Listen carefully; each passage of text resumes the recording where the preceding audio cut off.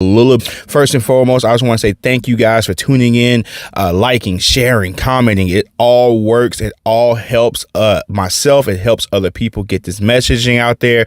Hopefully, we're helping other people pivot into their next with this content.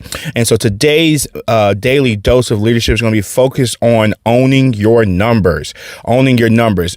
This is for the entrepreneur, for the leader, for anybody that's in any type of business or organization.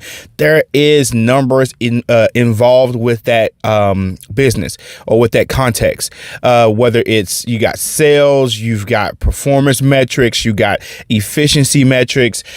For you as a leader, business owner, participant in the business, it is imperative that you own the numbers. You have ownership in understanding what's going on in your business. And truthfully, you really can't accurately work or plan or improve unless you really know your information, you know your numbers. And so number one, you can't grow what you don't know. So if you're not tracking, benchmarking, goal setting based off of the things that you've done or are currently doing in your organization, it's going to be awfully hard for you to grow. Now, I'm not saying that growth is impossible. Growth won't be present, but you truly don't have a feel or understanding of how much you're growing, what you're doing to continue to grow, what's working, what's not working, because you're not measuring what's going on in your business. You're not understanding what's happening in your business. So you can't grow what you don't know. So get acquainted with the numbers that are most important to you. Sometimes there could be an overwhelming amount of information in your organization. You might not know where to start. I would say ask a supervisor, ask your mentor, somebody that's in the lane that you're in, to say what's the most important number to you, or what's your top three.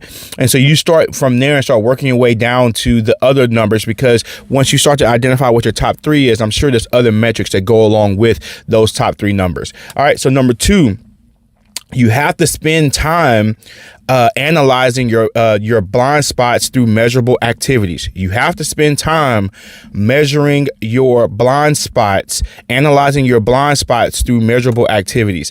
I don't care who you are or what your business is or how great you think your business is. You have some blind spots. Now, some people's your blind spots might be less or more than other individuals, but you have them nonetheless.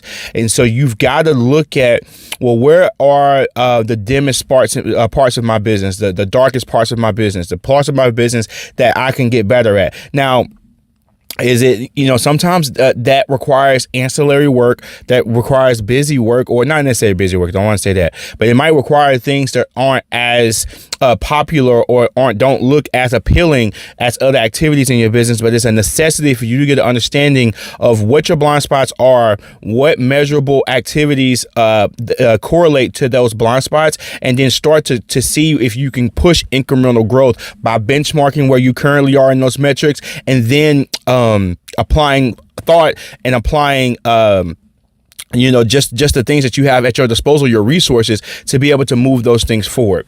And then number three, last but certainly not least, is understanding your numbers will help you understand your future.